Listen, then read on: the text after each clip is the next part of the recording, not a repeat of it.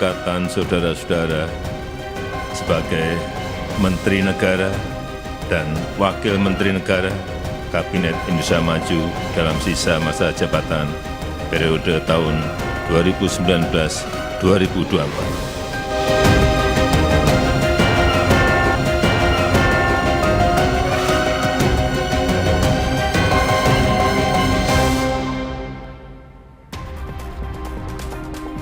Saudara, di akhir masa jabatan, hari ini Presiden Joko Widodo melantik 3 menteri, 1 wakil menteri, dan 3 kepala badan di Istana Negara Jakarta.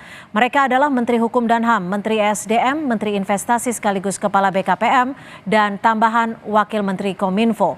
Presiden juga melantik Kepala Badan Gizi Nasional, Kepala Kantor Komunikasi Kepresidenan, serta Kepala Badan Pengawas Obat dan Makanan. Pihak istana menyebut Presiden Jokowi mengangkat menteri, wakil menteri, dan kepala badan diperlukan untuk mempersiapkan dan mendukung transisi pemerintahan agar berjalan dengan baik, lancar, dan efektif. Apa urgensinya perombakan Kabinet Jokowi jelang 2 bulan berakhir masa tugasnya? Kita bahas bersama pengamat Direktur Carta Politika Yunarto Wijaya dan juga staf khusus Presiden Grace Natali. Selamat sore Mas Toto, Mbak Grace, terima kasih sudah bergabung bersama kami di Kompas Petang. Sore Cynthia, sore Grace.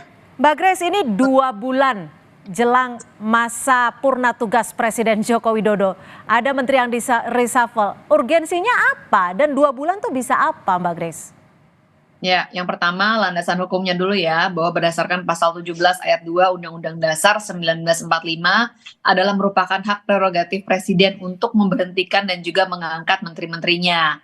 Kemudian kedua, ini harus dibaca sebagai sinkronisasi Mbak Cynthia, antara pemimpinan Pak Jokowi ke kepemimpinannya Pak Prabowo, bahwa keduanya punya visi yang sama, yaitu pembangunan yang berkelanjutan untuk menuju Indonesia maju. Jadi karena ini adalah tagline-nya atau kata kuncinya itu di berkelanjutan dan sinkronisasi, timeline-nya jangan dilihat hanya 2 bulan di sisa masa jabatan, tapi 2 bulan plus 5 tahun.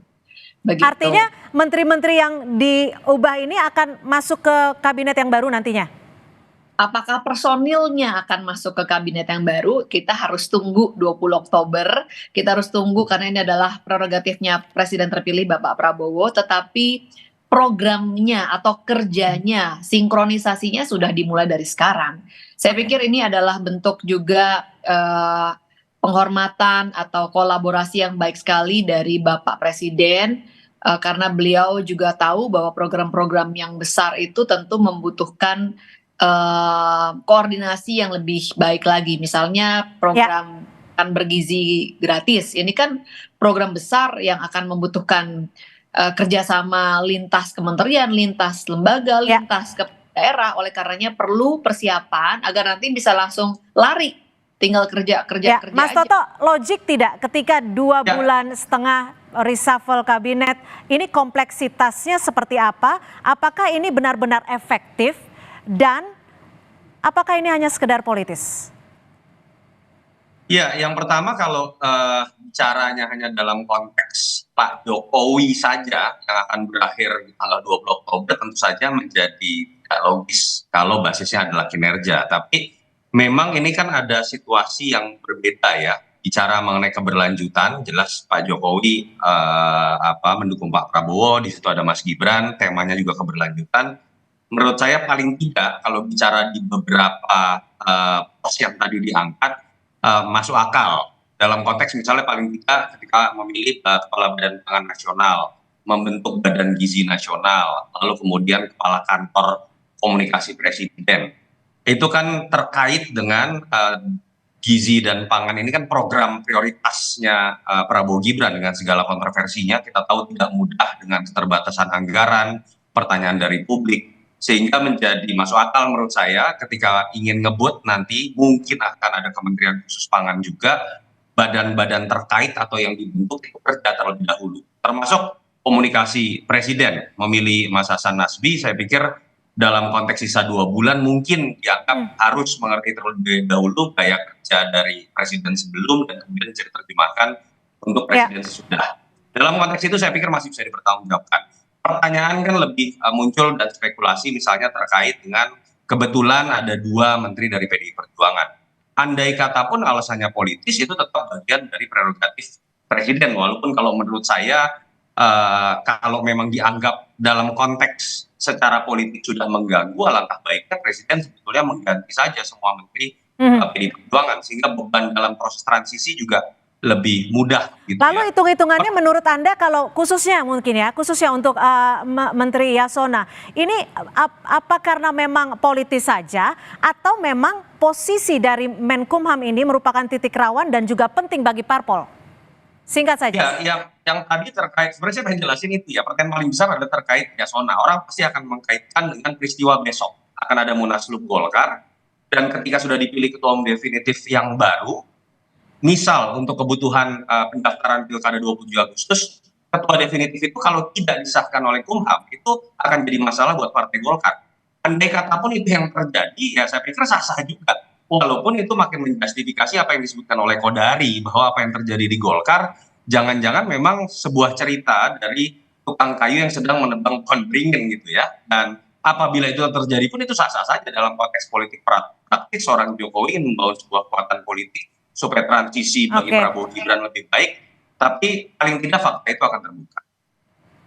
Ya, Mbak Grace, gimana kalau Anda meramunya nih bagaimana sih sebenarnya ketika mereshuffle kabinet? Apakah memang faktor-faktor dari menteri-menteri PDIP?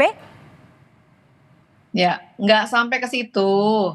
Istana itu tidak ikut campur dalam dinamika partai. Itu biarlah urusannya partai-partai.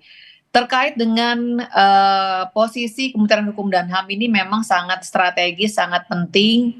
Apalagi tadi kan dikatakan ya ada proyek atau program yang luar biasa besar dan akan sangat menyentuh orang banyak, itu terkait perbaikan gizi. Tapi ini kan belum pernah dikerjakan sebelumnya program sebesar ini.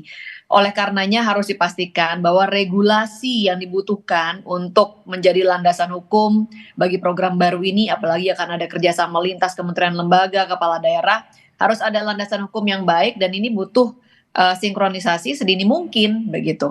Terkait dengan dinamika di tubuh Golkar misalnya, ini kalau kita lihat kapan sih Golkar itu pergantian pucuk pimpinannya nggak ada dinamika yang heboh, selalu memang menarik untuk dilihat ya kan.